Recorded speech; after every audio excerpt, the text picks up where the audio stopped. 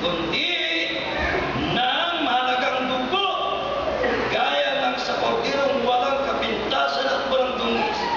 Sa mga tuwid, bagay ang dugo ni Kristo. Mga kapatid, ito napakasarap.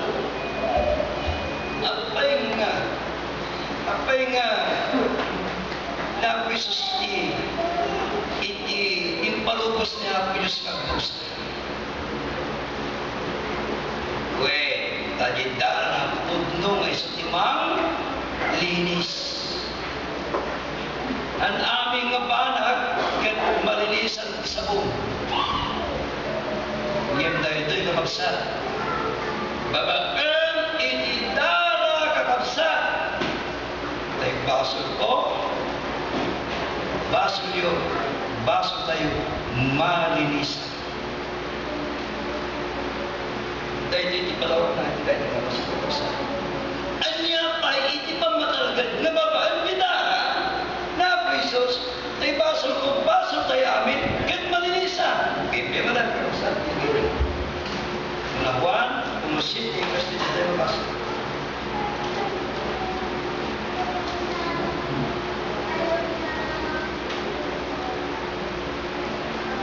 Ngunit kung tayo nagsisinagat sa liwanag, na gaya niyang nasa liwanag, ay may pagkikisama tayo sa isa't isa.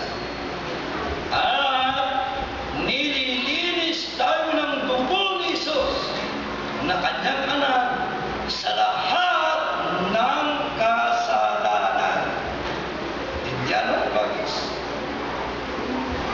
Sa pamamagitan ng dugo ng ating Panginoon Jesus, lahat ng ating kasalanan malilinisan. Kaya nga, lahat ng katawan, ito naman ang nasa isip. Bakit kayo lang ba ang nalilinisan ng kasalanan sa pamamagitan ng dugo ni Kristo? Pati rin kami na. Siyempre naman, gusto rin nila. Pero ang tanong, nasa tama ba sila upang mapabilang doon sa mga tao sa pamamagitan ng dugo ng Kristo ay ang kanilang kasalanan ay malilinisan? Iyon ang dapat nilang sumingin. Kaya nga, hindi kayo nang lipat ni Rabbi Kakabsa, na inagay pagpaganat ko dagiti ministro, sakbay gumawat isang tasina, sukimatin nyo pula na dagiti bagi. Apa yung masabang ng magsigipan? Ikuan, siguradwan, na daka iti pamati. Getang mo, natay amin nila ni Kakabsa, 100%. Natay amin, sukimatin nyo pagpagita. Kaya ba yan? Nagpatag banal na punan. Akas, itinayin tayo Kakabsa. Nagpatag babaan, itindala ni Kristo nga nagtintad. Ay baso ko, baso nyo, malinisan. Kaya tayo adal tayo, di tayo nga balikas. Saan? Ibinsa-binsa na kada tayo. Ipiho na kada tayo. Isigurado na kada tayo. Nga na tayo. Inakabukbukan datang at darat at baso tayo malinisan. Atay kakagawin sa isa. Apay nga ni Kristo Kakabsat, pinaganagat isi. Apay nga di iman na gansa. Apay nga di tiyan na kayo. Apay nga di saka. Alpalang gansa. Nagdagkal tinatawag ng Kakabsat. Pagkita na, inababa, so mag-iipon, ititulo, ang ingay na pa. Pag-ayusan, dati-dati. Aning Kristo isa tulo. Kaya, tatayo, tikang kamangki, pagin, at dakang kamangki saka, masapol agayos kong dati-dati. Da kami nga ministro, at da kami tikang kamangki ngayon, masapol, maayos ang dati-dati. Kasano pa muskusan, may isang kita, di pala ginong tayo, tiwas na rin. Naraya ko sa ito'y nagpapatid na masapong na mamamag kung maamin sa mga permais. Kapay, mauli ka sa tutsukan sa ano ang dapat makita sa mga nahugasan o nilinis ng Yesu Kristo. Hindi tinagbang na makita ka sa may kapat na mauding ibasa ka na kayo. Yes, continue. Pray.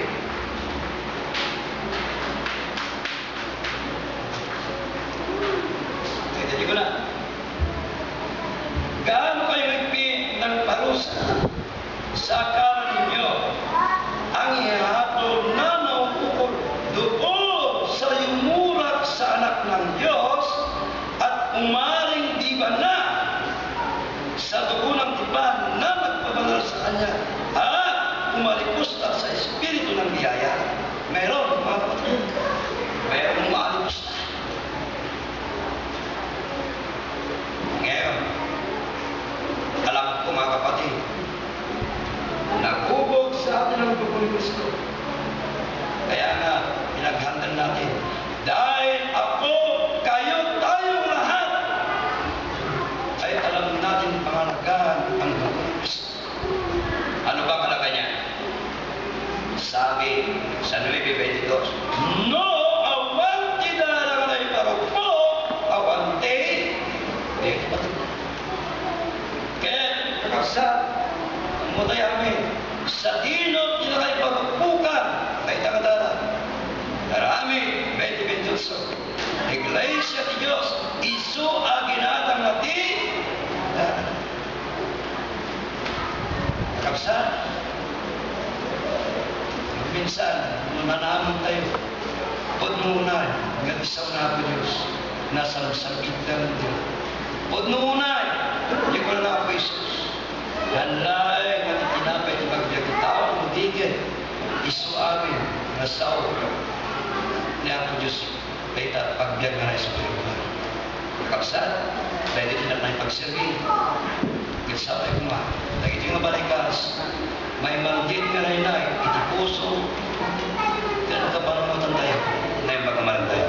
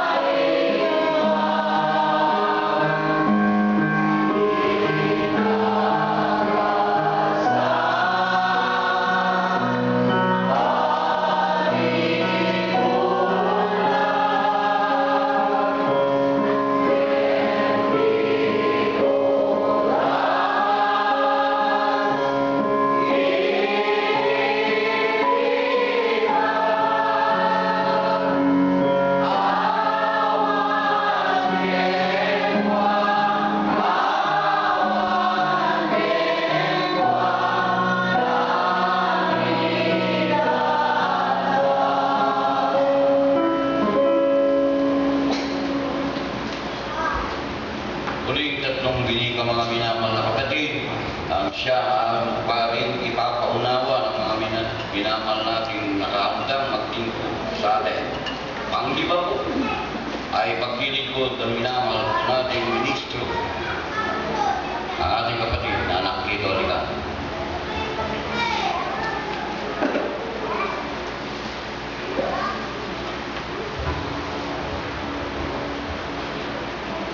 Sa pangalan ng Diyos na makapangyarihan sa lahat, ganun din ang pagliligtas sa pamamagitan ng ating Panginoon Kristo. Bumabati po ako na magandang hapon po sa inyong lahat. Alam niyo mga kapatid, sa hapon po ito, kami po ay labis at lubos na nagagawa. Dahil sa tinawang taon natin ginagawa at sinasaliwa itong wika ng ating Panginoon Kristo, nakikita at napapansin ko na marami na sa atin ang nagbibigay kalagahan. Itong winika ng ating Panginoon. Kung atin po pag-aaralan at isipin kung paano ang kalagahan ng ginawa po natin kagabi na tayo po'y makibahagi doon sa katawan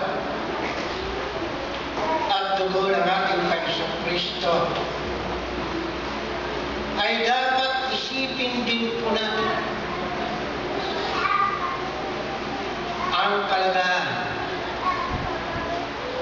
nitong wika ng ating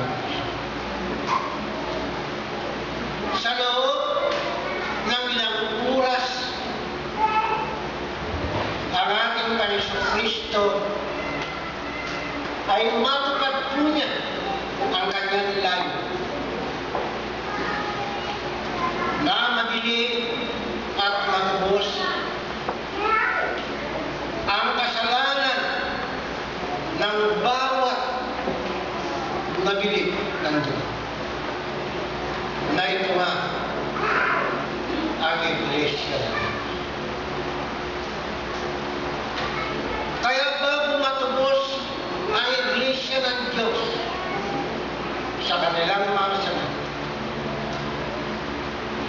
may winika ang ating Panginoon Kristo na ito nga ang kanyang ipinaiintindi dahil napakaganda.